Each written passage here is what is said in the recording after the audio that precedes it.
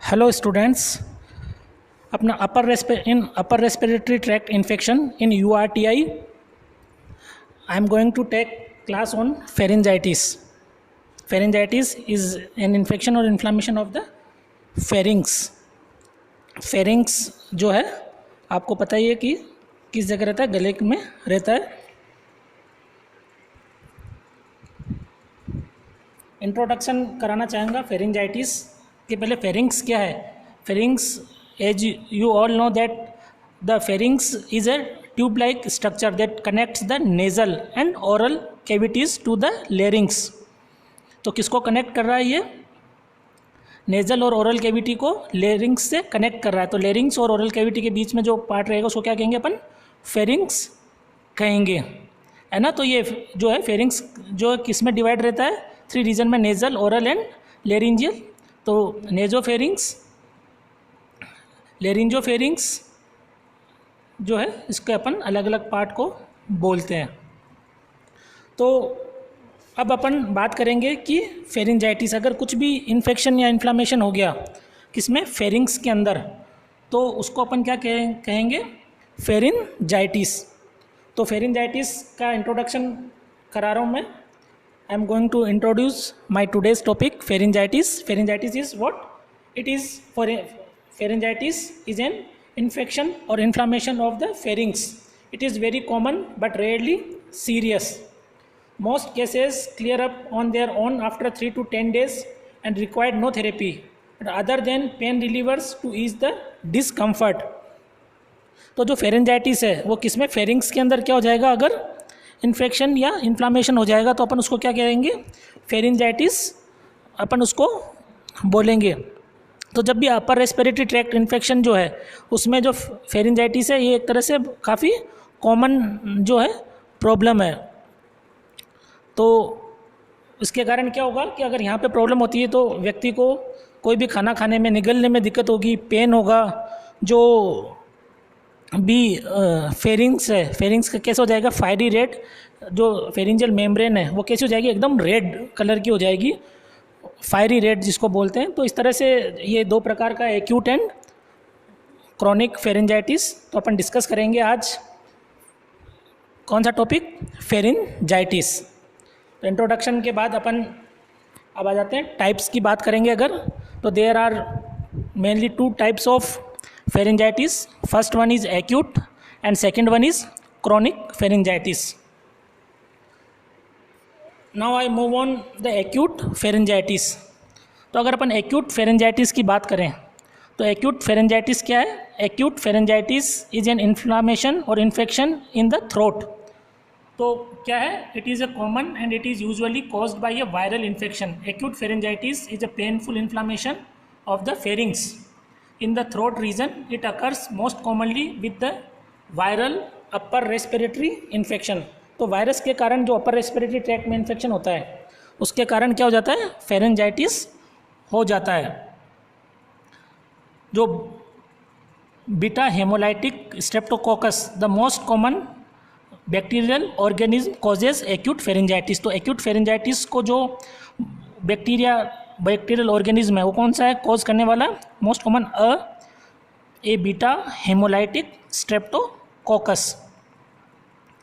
तो क्या है? जब ये क्या करता है? एंटर होता है बॉडी में, तो the body respond by triggering an inflammatory response in the pharynx.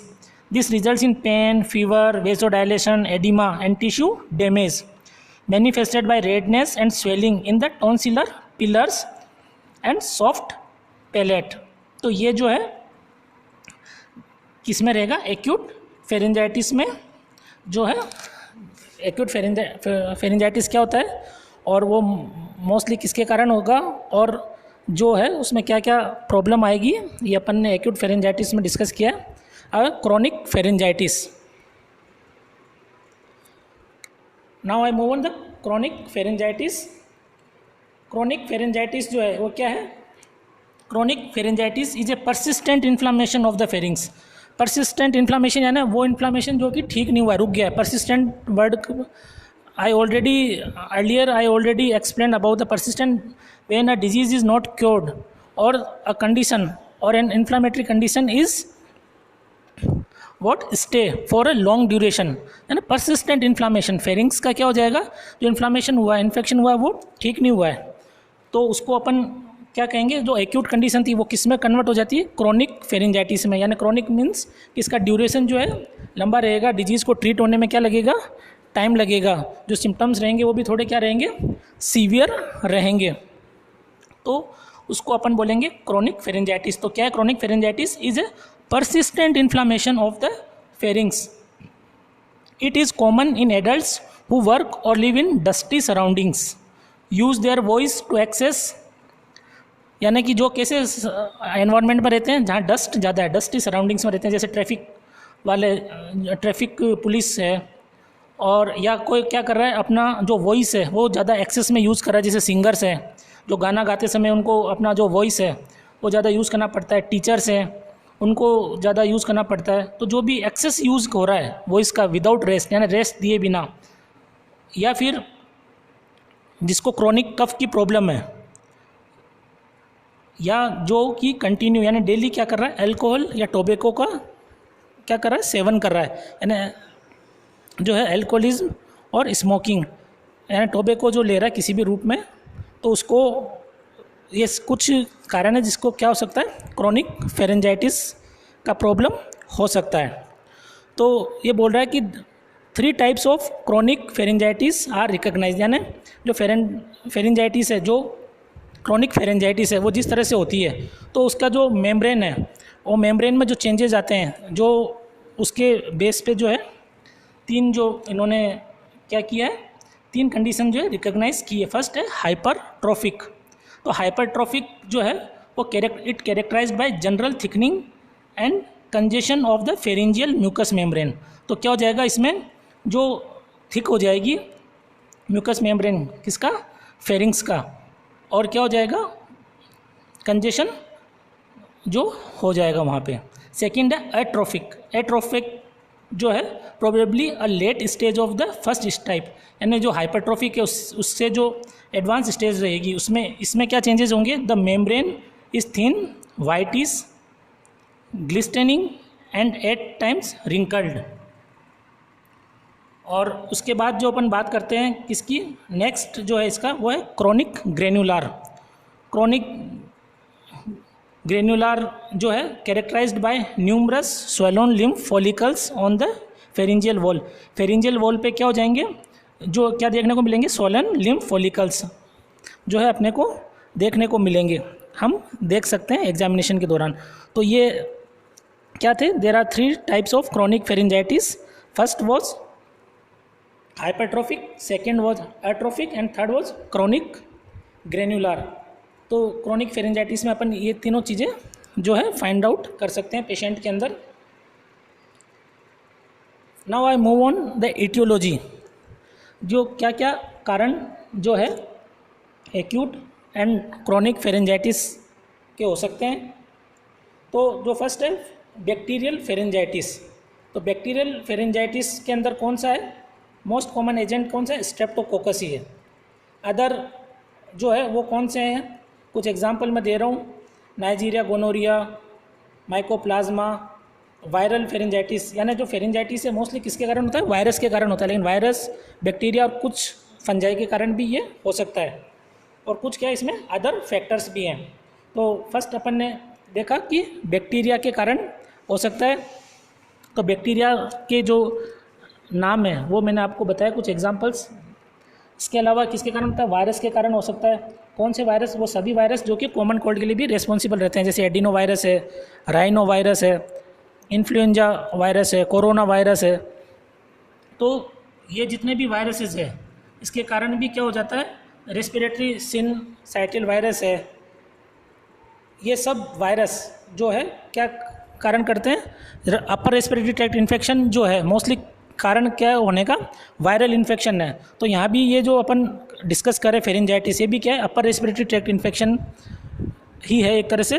तो ये भी मेन कारण क्या रहेगा, इसमें वायरस रहेगा, लेकिन इसके अलावा बैक्टीरिया के कारण भी हो सकता है, फंगस के कारण भी हो सकता है, अदर जो कॉजेज़ है, अदर भी कारण है जिसके कारण ये हो सकता है। कौन से other causes, which are the other causes which are responsible for pharyngitis, either acute pharyngitis और क्रॉनिक फेरेंजाइटिस। तो वो है oral thrush due to Candida albicans, यानी फंगल इन्फेक्शन अगर हो गया है मुंह के अंदर तो उसके कारण होगा। कोल्ड एंड फ्लू सीजन्स, अगर सीज़न चेंज हो रहा है, कैसा सीज़न चल रहा है, बहुत ज़्यादा विंटर वाला सीज़न चल रहा है, तो वहाँ वायरल इन्फेक्शन होने का चांस ज़्यादा रहता है। इसके अलावा जो है अगर ड्राई एयर है, ह्यूमिडिफाई के साथ नहीं ले रहे हैं, अगर उसमें मॉइस्चर नहीं है, ड्राई एयर अगर कंटिन्यू अपन ले रहे हैं, तो उस समय भी क्या हो सकता है, जो फेरिंजाइटिस हो सकता है। इसलिए ऑक्सीजन थेरेपी में अपन क्या देते हैं, ऑक्सीजन के साथ हमेशा क्या देते हैं, वाटर जो है, ह्यूमिडिफायर जो है उसमें क्या रखते हैं अपन, वाटर, ताकि ड्राई एयर अंदर ना जाए और हार्म ना करे।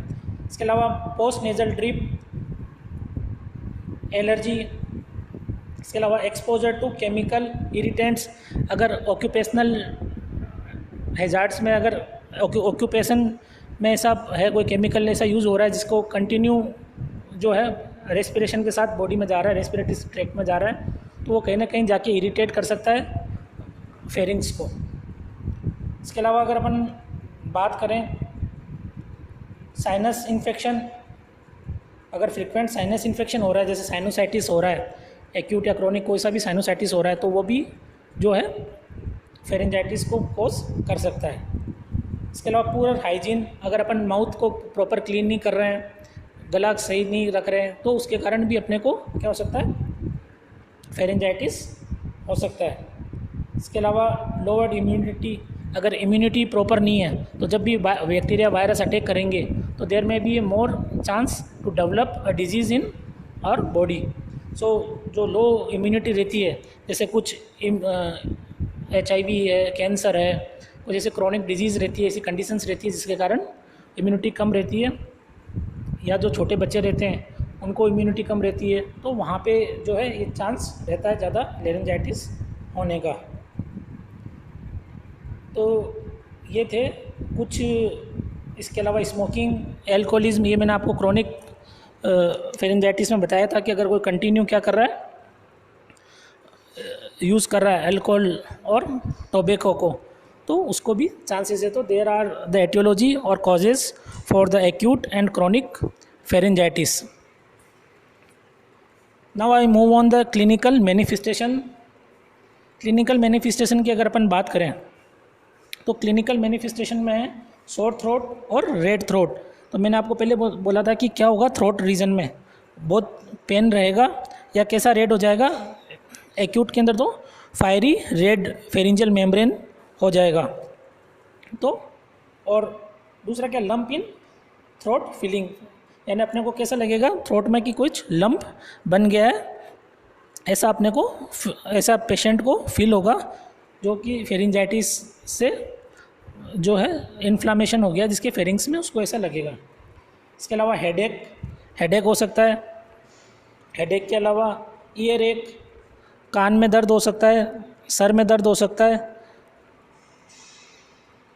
Tender neck, lymph glands, difficult in speaking और स्वेलोइंग, क्योंकि फेरिंग्स जो है, फेरिंग्स किस में काम आता है, बोलने में काम आता है, तो वहाँ पे जो है ये लेरिंग्स और फेरिंग्स दोनों जो है बोलने में काम आते हैं। तो और किसका रास्ता है, ये भोजन जो अंदर जाता है, यानी जो फूड है, फूड जो है ओरल कैविटी से जब स्टमक में जाएगा तो फेरिंग से होके जाएगा, तो वहाँ पे अगर इन्फेक्शन, इन्फ्लामेशन है, रेडनेस है, स्वेलिंग है, पेन है, तो अ पेशेंट में realise pain during swallowing the food. इसके अलावा अब अगर अपन बात करें तो ईयर एक होगा, tender neck, difficulty in speaking, यानी बोलने में भी दिक्कत रहेगी, क्योंकि कहाँ पे पेन हो रहा है, सोर थ्रोट अब है, रेडनेस है वहाँ पे, तो बोलने में क्या होगा,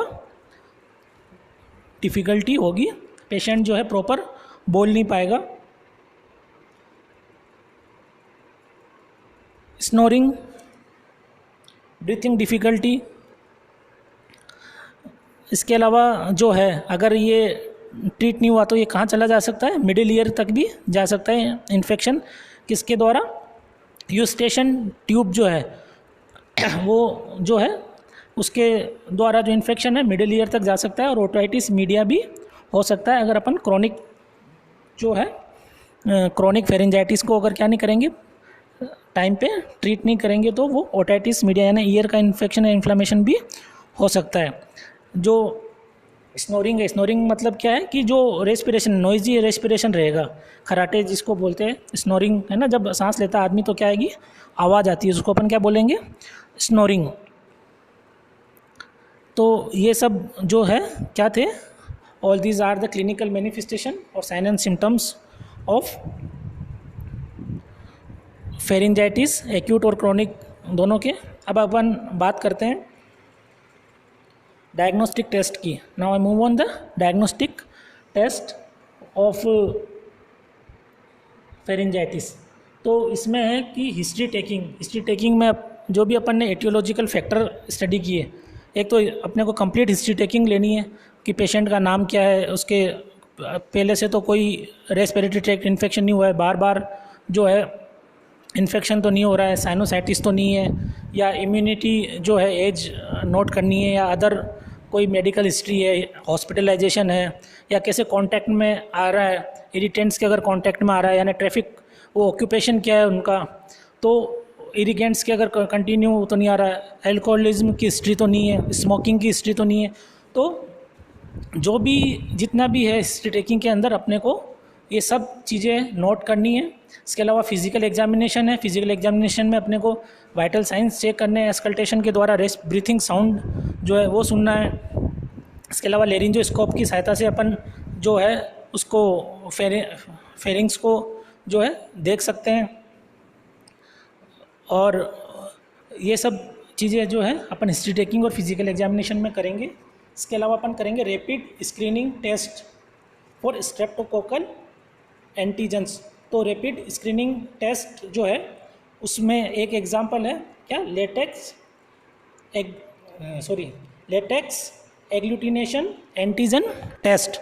तो ये अपन क्या पता लगाने के लिए करते हैं, it is a laboratory method to check for certain antibodies और antigens in a variety of body fluids including saliva, urine, CSF और ब्लड। यानी अगर एंटीबॉडीज़ या एंटीजन प्रेजेंट है कहाँ पे, फ्लूइड, बॉडी के अलग अलग फ्लूइड जो रहते हैं, जैसे सलाइवा है, यूरिन है, CSF है या ब्लड है, तो वहाँ पे अगर प्रेजेंट है तो उसका पता लगाने के लिए अपन क्या करते हैं, कौन सा टेस्ट करते हैं, लेटेक्स एग्लूटिनेशन टेस्ट। जो किसका एग्जाम्पल है, ये एग्जाम्पल है जो अपने screening, rapid screening test for streptococcal antigen. Streptococcal antigen का अदर बॉडी फ्लूइड्स में पता लगाने के लिए ये टेस्ट करते हैं। इसके अलावा अपन करेंगे थ्रोट स्वैब कल्चर। तो थ्रोट स्वैब कल्चर में क्या करेंगे, जो थ्रोट से जो है कुछ टिश्यूज़ लेंगे और उसको कल्चर के लिए भेजेंगे to know about the exact causative agent for which is caused for pharyngitis. ऐसे ब्लड कल्चर करेंगे to know about the causative agent for of pharyngitis किस कारण हुआ है। तो डायग्नोस्टिक टेस्ट जो है वो करते ही इसलिए है कि किस जगह कौन से प्रकार का है, कितना डैमेज हुआ है, और जो है ट्रीटमेंट करने के लिए जो एक्चुअल कंडीशन है कि इन्फ्लामेशन कौन सा प्रकार का, एक्यूट इन्फ्लामेशन है या क्रोनिक इन्फ्लामेशन है, कि पेन कितना हो रहा है, रेडनेस कितना है, ये सब अपन फिजिकल एग्जामिनेशन के द्वारा पता कराएंगे। और कौन सा ऑर्गेनिज्म है अवेलेबल, तो जिसके कारण कि ये कंडीशन हुई है, तो जिससे कि अपने को मैनेजमेंट करने में क्या मिल सके, हेल्प मिल सके। तो ये था diagnostic test. Now I move on the management. तो मैनेजमेंट जो है वो अपन करेंगे, viral pharyngitis is treated with supportive measures, ठीक है ना, क्योंकि वायरल फेरिंजाइटिस यानी वायरस, आपको पता है कि वायरसेस के लिए कोई पर्टिकुलर डिजीज़ वो ड्रग नहीं है कि अपन दे दें, लेकिन बैक्टीरियल फेरिंजाइटिस जो है उसके लिए अपन क्या दे सकते हैं, डिफरेंट काइंड ऑफ एंटीबायोटिक्स या एंटी माइक्रोबियल एजेंट्स जो है वो अपन यूज़ कर सकते हैं। जैसे एंटीबायोटिक्स है, मैंने कुछ एग्जांपल लिखे हुए हैं, अमोक्सिसिलिन है, क्लेरिथ्रोमाइसिन है, एजिथ्रोमाइसिन है ना। इसके साथ साथ अपन जो है सिम्टोमेटिक ट्रीटमेंट भी दे सकते हैं, जैसे फीवर के लिए, पेन के लिए अपन एनाल्जेसिक मेडिकेशन दे सकते हैं। एनाल्जेसिक मेडिकेशन में अपन दे सकते हैं एस्पिरिन और एसिटामिनोफिन। तो ये सिम्टोमेटिक ट्रीटमेंट भी अपने को साथ साथ जो है देना। एंटीटसिव मेडिकेशन दे सकते हैं। एंटीटसिव मेडिसिन, अगर एक्सेसिव कफ है, रिलीफ नहीं मिल रहा है, तो एंटीटसिव मेडिकेशन भी अपन दे सकते हैं। इसके अलावा जो है अपन मेडिसिन कौन सा देंगे, कॉर्टिकोस्टेरॉइड्स मेडिसिन देंगे, जैसे प्रेडनिसोन है, डेक्सामेथासोन है।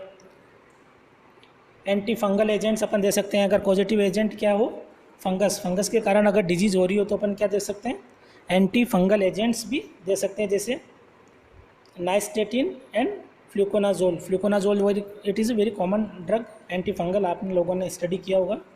नेज़ल डिकंजेस्टेंट है, जो मैं लगातार आपको साइनसाइटिस में भी नेज़ल डिकंजेस्टेंट मैंने बताया। आज फिर एक एग्जांपल दे रहा हूँ नेज़ल डिकंजेस्टेंट का, कि एफेड्राइन सल्फेट, कि अगर क्या होगा, नेज़ल कंजेशन है तो रेस्पिरेशन प्रॉब्लम होगी, क्योंकि जो वे है, एयर वे जो है वो क्लियर नहीं रहेगा। तो वहाँ पे उसको करने के लिए अपने एंटी हिस्टामिन, अगर एलर्जी के कारण प्रॉब्लम हो रही है, अगर क्या है कुछ एलर्जी है किसी चीज़ से, एलर्जी का प्रॉब्लम, तो अपने को एंटी हिस्टामिन देना पड़ेगा। जैसे मैंने बताया था आपको, सेटर्जिन अपन दे सकते हैं। इसके अलावा पेन रिलीफ मेडिकेशन से अभी मैंने डिस्कस किया थोड़ी देर पहले ही, कि पेन रिलीफ मेडिकेशन है, जैसे एनाल्जेसिक्स है, NSAIDs है ना, एसिटामिनोफिन है, एस्पिरिन है। तो ये जितनी भी ड्रग्स है, ये सब क्या है, ये सारी ड्रग्स जो पेन और फीवर है ना, सिम्टोमेटिक रिलीफ देने के लिए है। तो ये था मेडिकल मैनेजमेंट किसका, फेरेंजाइटिस का। इसके अलावा जो है अपन अदर मैनेजमेंट में आज स्टडी करेंगे, कि अदर मैनेजमेंट मतलब नर्सिंग मैनेजमेंट में भी इसको डाल सकते हैं, या कुछ मेडिसिन के साथ साथ कुछ ऐसी टेक्निक्स है, कुछ ऐसे मेजर्स हैं जो अपन यूज़ करेंगे ताकि फेरेंजाइटिस का जो पेशेंट है उसको रिलीफ मिल सके, सिम्टम से रिलीफ मिल सके। जैसे फर्स्ट एग्जांपल है इंक्रीज्ड फ्लूइड इनटेक, यानी पेशेंट को क्या बोलना है कि जो फ्लूइड इनटेक है वो ज़्यादा से ज़्यादा पिए, और जितना हो सके वो गुनगुना पानी पिए, ल्यूक वाटर जो है वो पिए, जिसके कारण क्या होगा कि जो स्वेलिंग है और जो एडिमा है, रेडनेस है, वहाँ पे क्या मिलेगा, रिलीफ मिलेगा। और fluid intake, excessive fluid intake से क्या रहेगा, एयरवे भी क्लियर होगा, जो भी एक्सेसिव सिक्रेशन है वहाँ पे अगर है तो वहाँ पे वो भी रिमूव होने में हेल्प मिलेगा। Gargle with warm salt water, अपन क्या कहेंगे कि गुनगुने पानी से, ल्यूक वाटर से क्या करना है, वार्म वाटर से क्या करना है, वार्म वाटर से करना है गुनगुन, क्या बोलते हैं, गार्गल्स है ना। गार्गल्स जो है अपने को पेशेंट को करने के लिए बोलना है, तो नमक के पानी से गरारे करने के लिए, है ना, हिंदी में बता देता हूँ कि नमक के पानी से गरारे करने के लिए बोलना है, जिससे जो है बोलने में जो प्रॉब्लम हो रही है उसमें थोड़ा रिलीफ मिलेगा, और पेशेंट को जो पेन हो रहा है उसमें भी रिलीफ मिलेगा। एक तरह से क्या हो जाएगी, उसको सिकाई हो जाएगी। Use honey and lemon, Honey और लेमन का यूज़ कर सकते हैं अपन, किसके लिए, सिम्टम्स को रिलीव करने के लिए। इसके अलावा avoid smoke and other air pollutants, यानी अगर स्मोकिंग कर रहा है पेशेंट तो उसको बोलना भी थोड़े दिन के लिए स्मोकिंग नहीं करनी है, एल्कोहलिज्म नहीं करना है, जब तक कि आप ट्रीट नहीं हो जाए, पूरा सही नहीं हो जाए, आपको जो डैमेज हुआ है फेरिंग्स में वो प्रॉपर नहीं हो जाए, तब तक आपको इन चीज़ों का सेवन नहीं करना है। और एयर पोल्यूटेंट्स यानी इरिटेंट्स, जो भी एयर पोल्यूटेंट्स है, डस्ट है, अगर ऐसे एनवायरनमेंट में रह रहे हैं तो वहाँ पे उनको नहीं जाना है, उस एनवायरनमेंट को उनको क्या करना है, अवॉइड करना है। रेस्ट द वॉइस, यानी जितना ज़रूरत है तो ही बोलना है। अगर ऐसे बोलने का काम है, एग्जाम्पल जैसे मैंने दिया था, सिंगर्स है, टीचर्स हैं जिनको बोलना ही पड़ता है, या स्पीकर्स हैं जिनका काम ही बोलना है, तो उनको कुछ दिनों के लिए जो है अपने काम से या तो कम कर देना है, या बहुत ज़्यादा प्रॉब्लम है, क्रॉनिक कंडीशन है, तो पूरा 1-2 दिन 3 दिन क्या करना है, एकदम रेस्ट देना है वॉइस को, ताकि वो जो है हीलिंग प्रोसेस में बेनिफिट हो सके। अ लिक्विड और soft diet is provided. Nutritional management में अपन ये देख सकते हैं कि पेशेंट को, जैसे मैंने बोला कि डिफ़िकल्टी हो रही है swallowing में, यानी खाना निगलने में क्या हो रहा है, परेशानी हो रही है। तो क्या करेंगे अपन उसके लिए, अपन पेशेंट को लिक्विड और सॉफ्ट डाइट, जैसे दलिया है, लिक्विड डाइट में जैसे जूस है, वो अपन प्रोवाइड करा सकते हैं, जिससे कि क्या होगा, जो स्वेलोइंग में उसको डिफ़िकल्टी नहीं होगी और जो न्यूट्रिशनल बैलेंस है उसकी बॉडी के लिए, जो न्यूट्रिएंट्स चाहिए वो भी उसको पर्याप्त मात्रा में जो मिल सकेंगे। तो ये था मैनेजमेंट पार्ट फेरिंजाइटिस का। तो अपन ने आज का जो टॉपिक था फेरिंजाइटिस, उसमें acute pharyngitis and chronic pharyngitis दोनों डिस्कस कर लिए हैं, मैनेजमेंट डिस्कस कर लिया है। So thank you very much. My today's topic is over here now.